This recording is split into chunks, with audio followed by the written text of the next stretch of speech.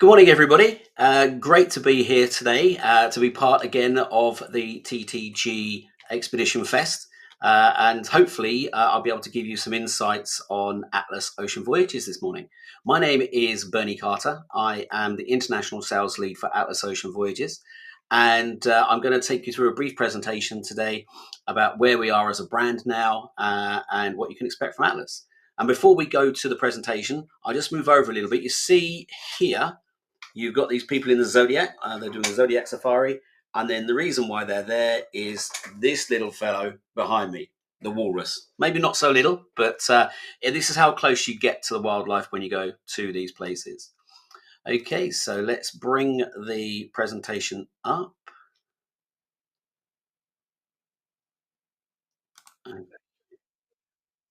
Oh, yes, the video. Sorry, yes, before I do the presentation, we're on to the video. You can't get the stuff these days.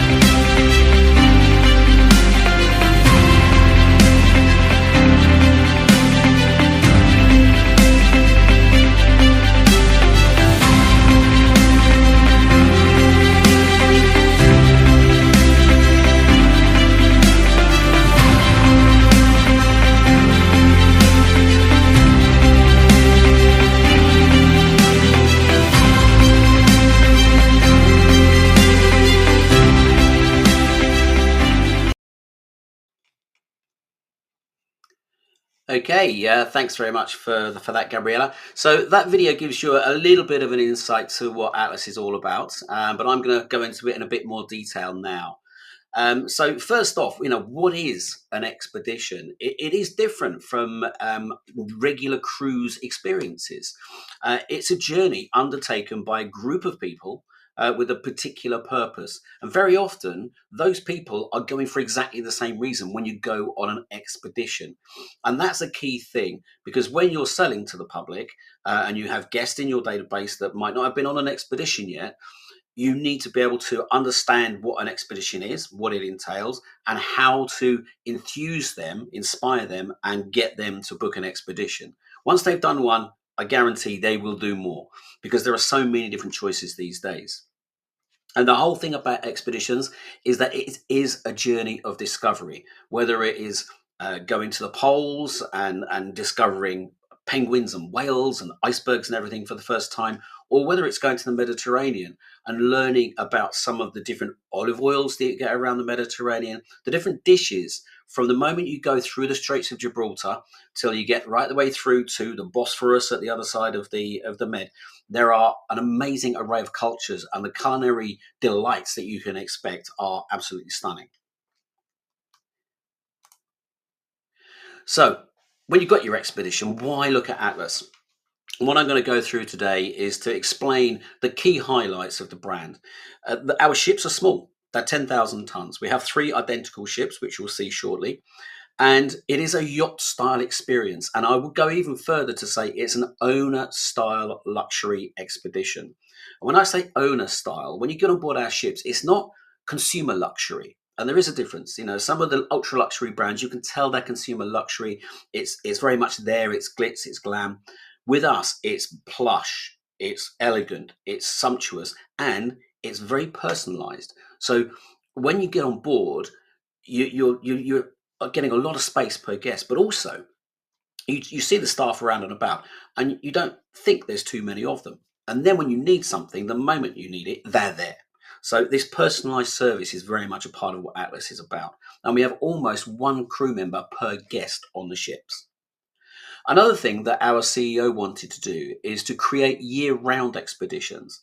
So, you know, when they've done the poles, what do they do next? So we've got 3 different types of expeditions that I'll talk about, and you get to learn the different interests that are there for the people that are traveling on those sailings. We have 3 pillars of distinction, which I'll talk about in a little bit of detail. And then we can go into what's included at Atlas, because we do include everything. And then I'll quickly finish off with where we are in the marketplace. So with Atlas, we have year-round expeditions, as I mentioned. In the winter, we have all 3 ships down in Antarctica. And then in the summer, we have 2 in the Arctic, which includes Greenland and Iceland. And then we have, that also covers Northern Europe with those ships. And then we have Mediterranean, which is our Epicurean expeditions. The Northern Europe, South America, and Caribbean, when we're traveling to and from the key destinations that we go to, those are our cultural expeditions. They're slightly different from the Epicurean and the Polar, but again, they're very much an immersive and inspirational experience. The guests come to learn about the destinations we're traveling to. It's not just a relaxing holiday. So to speak a bit more about yachting, the term yachting itself, it is about intimacy. It's about a small size. It's about, in very much a lot of terms, luxury.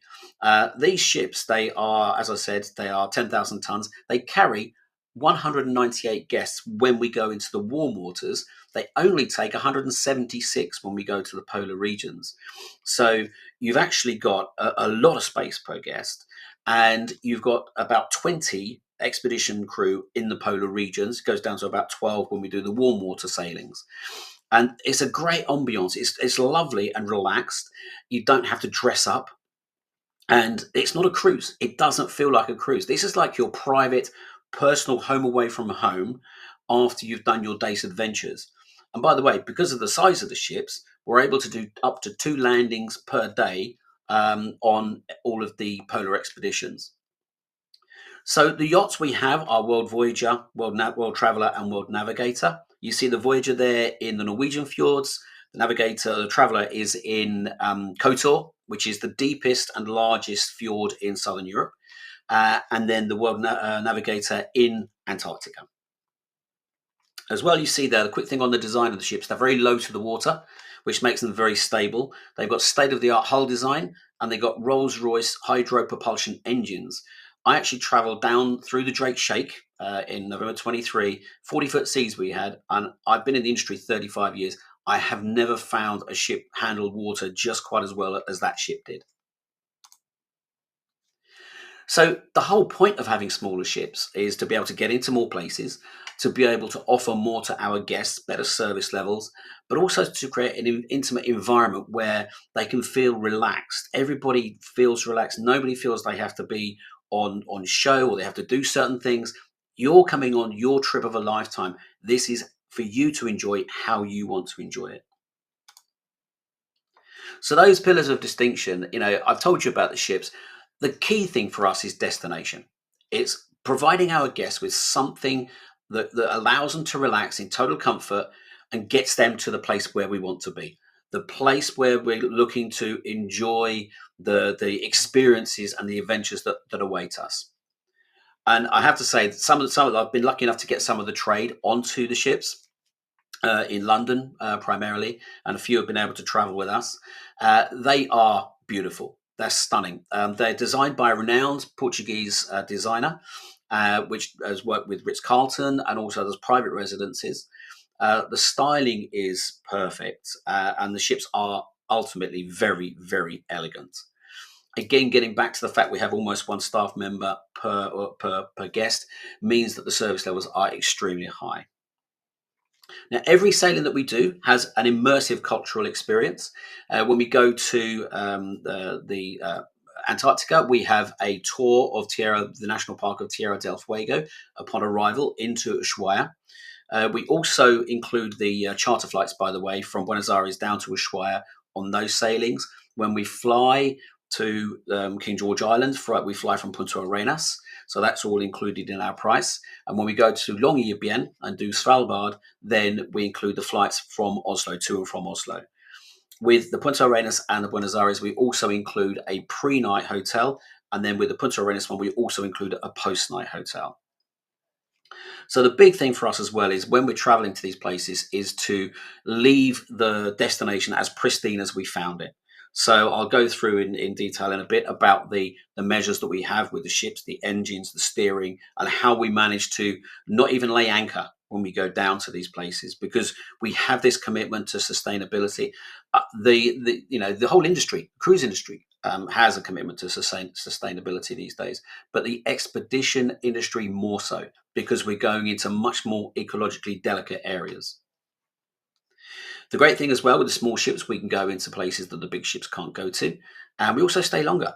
So, very often we'll be staying till midnight or even staying overnight in some of these places, so guests can go ashore, immerse themselves in the local area. We even stay overnight when we go to Antarctica, so that some guests can get off the ship and go camping in Antarctica. They'll go with the guides, they'll dig their own holes in the snow, lay their tent down, and they'll enjoy that experience, often looking down over the bay where the ship is docked or is at. Well, it's not anchor; it's at rest with the propulsion engines. So it really is about small groups, intimate experiences, and learning everything that we can learn. The experts that we have on board the expedition team, we will have, particularly in the polar areas, we'll have experts on penguins, experts on whales, experts on icebergs, experts on wind, experts on the bird life. And you can learn so much when you go to these places. It's stunning. So there's a list here of some of the immersive experiences that we do. Some of them can be onshore, some of them can be on the yacht. Personally, I've done paella making in a beautiful wine estate just outside Valencia, 150 of us, and we all made paella for the evening. Big, huge 2-meter dishes. All the ingredients there, 6 chefs with 6 teams of 25, and they were giving us hot and cold canapes, champagne, whatever drinks we wanted. And then there was judged at the end of it. And we also learned about the regional differences between the different paellas around different parts of Spain. So these sort of events make a huge difference. One thing to mention as well on the polar plunge that everybody's invited to do on the Antarctic and the Arctic expeditions is that everybody's invited to do the polar plunge. And about 2/3 of the ship normally take it up. It's all very safe. They put a rope around you. You jump into the icy waters and they pull you back out again if you can't swim back to the boat. So again, anyone that does it, they find it extremely invigorating. So the thing about the expedition side in the polar regions is that the small ships can get into a lot more places. And for instance, Svalbard, we're actually one of a reduced number of companies that can actually take their vessels into the pristine waters because they have a maximum guest allowance of 200, which means that we can actually get to places that some bigger ships can't get to by legal terms, not just by size, but by legal terms. And when we go down to Antarctica, for instance, We can get into some of the real small, cozy coves. And it is great when you do that and you're so close to everything. It does make a huge difference. When you look as well at the water's edge, right at the very front of the ship, I went through into I think it's Neptune's Teeth or Neptune's Pillars as you go into Deception Island. And this was about 8 in the morning. It was freezing cold. They had parkas on. We give everyone a free parka with a gilet, what have you. And I was sat on the seat there, and it's a heated seat, so it's great. You can watch everything going around, and you're kept warm by the seats. So we do have the three types, as I mentioned: polar expeditions, Epicurean expeditions, and cultural expeditions. And these take place with very defined formats. So you're going to have geologists, zoologists, ornithologists. I mentioned about the specialities of all of the different expedition team. And we partner with Orca and the Global Penguin Society for the safety of these animals when we're traveling in their region. And the expedition team, part of their role is to educate our guests in how best to experience these beasts and beautiful creatures without disturbing them and without disturbing their environment. Epicurean, as it said, it's all things culinary.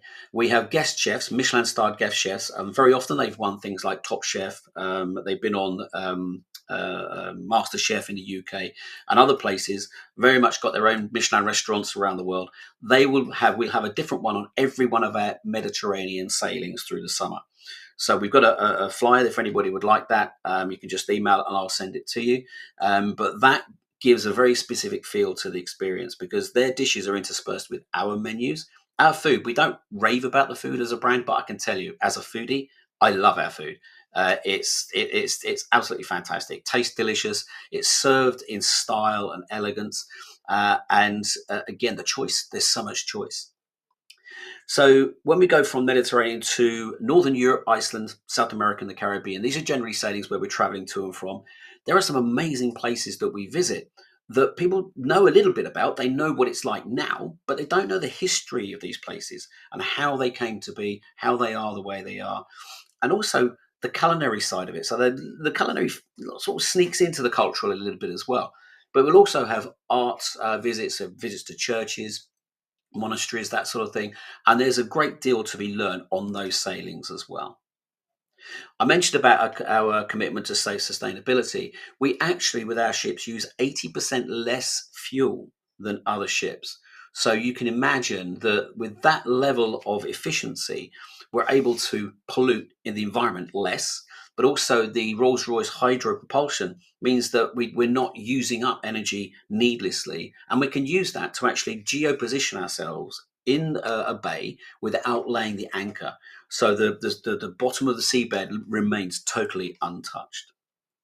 And we do adhere strictly to AECO and AETO, the two bodies that govern the operators around the two polar regions.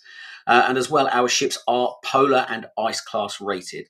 So we can go down into the sheet ice and we can actually break the sheet ice to a certain depth. And it's an amazing experience to be able to do that. The yachts themselves, as I mentioned, they're sumptuous. They're beautiful, elegant vessels, and the public spaces, the accommodations, everything about it, it screams quality, and it's plush enough to feel like your own personal yacht, but it's not over the top. So everywhere you go, you have this feeling of elegance and calm. And I have to say that, I mean, I've done one polar and 5 Epicurean expeditions, and I'm looking to do another polar one this year in the Arctic. But I have to say, the onboard ambiance is amazing. And the accommodations, we have some window view rooms, which is our Adventure Ocean View. But then we go straight into our verandas and our horizon, which is the one you see in the picture here, which has the window that goes up and down, a bit like riverboats. And they both have the same footprint, 270 square feet. One has a veranda, one doesn't. So the one with the sliding window has more interior space. So that's worth bearing in mind for your guests, particularly when they're going to warm waters. So the ships themselves, the bathrooms too. Our bathroom space is big for the size of the vessel. When you go into the shower, it's a double width shower. So you've got on one side where you've got the central rain head. On one side, you've got the angled jets, and then you've got a seat on the other side with horizontal facing jets where you can get a back massage, thalassotherapy style. So the ships themselves are appointed in a way that makes everything a relaxing experience at the end of your day's adventures. I mentioned about the service, 24-hour room service. We've got a lovely menu for that. You've got butler service in the suites. We have a beautiful cafe, Paula's Pantry, which is open from 6:30 in the morning all through the day. Regular changing dishes. The one thing that stays constant is pastel de nata. That is the Portuguese custard tart. That's because our owner, or Mystic Cruises and the Maria Ferreira, is Portuguese. So there's a beautiful European style of service, and also it's just very relaxed, and the quality is exceptional. I mentioned that it's all included. If you go to atlasoceanvoyagesuk.com, that's our specific UK site, you can see everything in detail. You've got the L'Occitane spa amenities. You've got the immersive experiences, gourmet dining. It's open dining in the main restaurant. We also have the Seven Aft in the warm waters, which is a steak and fish and chop place up on the pool deck. And to my knowledge, we have the only coal-fired barbecue or grill at sea, and that's with the Josper grill, which is perfect. Is built perfectly to be able to be used at sea. So that is something else. And the other thing we include as well is trip delay and medevac experience. So if you're down in Antarctica, somebody falls ill, we will actually our insurance will cover medevacing them to the nearest populated land, so for instance Ushuaia, and then their own insurance would kick in, but ours would cover getting them back to there. Just to mention as well, fully stocked minibar, and we got tea and coffee facilities in the room. So if you want that cup of tea first thing when you wake up, you just go to the espresso maker. We've got Kuzmi teas and espresso coffees. So looking at who our guest profile is, these are curious and adventurous travelers. They may have done a number of land tours in their life. They're generally sort of like getting a bit older, sort of like 50 plus. But I have to say, don't age discriminate, because we get a lot of 30 to 40-year-olds travel to the poles with us because that's the best way for them to do it. And as a result, we get a lovely atmosphere on board the ships because it's multi-generational. So the biggest thing is to look at your guests, look at where they travel, look at what they like to stay in. Do they like boutique, sleek hotels? Do they like going out on their own, doing their own thing? This is the sort of thing that people with that level of adventure in their spirit really enjoy our experience. And again, because they're sharing these special experiences together, there is this level of togetherness and shared memories that everyone takes away with them. And so many people, it happens on all products where you have fewer people on board, there is a much higher chance that those people will stay in touch afterwards, not only with the crew, but also with each other. So it's creating an emotional connection in somebody's life. And the difference it makes means that they will come back to you as a travel agent, and they'll come back to hopefully Atlas as a supplier because of the experience they've had. As I mentioned, we've got atlasoceanvoyagesuk.com is the website. We have our Black Friday sale on at the moment. Details of our other offers are in there. We've got some amazing deals on Antarctica in March. And we have just released just some really special pricing on the Arctic in the summer. They're not in those prices aren't in the Black Friday section. We're just about to load them into the exquisite curated packages. But I mean, we're talking less than £3,500 per person to do the Arctic for 6 nights on one sailing in the summer. So that is worth looking at. Okay, so do we have any questions at all, Gabriella?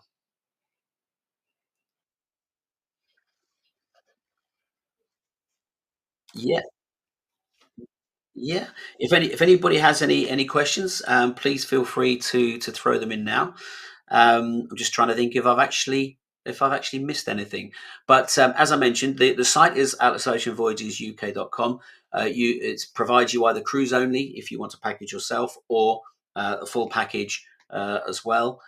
It's down to the guest choice. Very often in the Mediterranean, guests will get themselves to and from the destinations that we go to. But particularly when we go long haul, you literally either got to get them to Punta Arenas or you've got to get them to Ushuaia when you're looking at those Antarctica sailings. Back on the Arctic sailings, again, we will do the flight from Oslo to Longyearbyen. We do have some amazing itineraries that go from Reykjavik. They do Iceland, and then they get out to Greenland. They go from east to west, and then they finish over in Kangerlussuaq. So these, again, Greenland is becoming a real popular destination. I would add also that for Antarctica, South Georgia and the Falkland Islands are particularly amazing destinations. Falkland Islands, there are so many birds and different types of birds in the Falklands, and they are dotted around the different islands because it's not just the main island. Go to South Georgia, that's like the melting pot of bird life and wildlife. And if you can fit Antarctica and South Georgia into an itinerary, then that will be the jewel in the crown. If you add the Falklands onto that, you've actually got all three at once, and it's a money can't buy experience because you come back absolutely blown away by everything. So that's just a couple of recommendations for me there. Oh, yes, absolutely. So, again, thanks everybody for your time. And I look forward to hearing from you. If you have any questions, my email is bernie@atlasoceanvoyages.com. And yes, thank you. Enjoy the rest of your day and goodbye.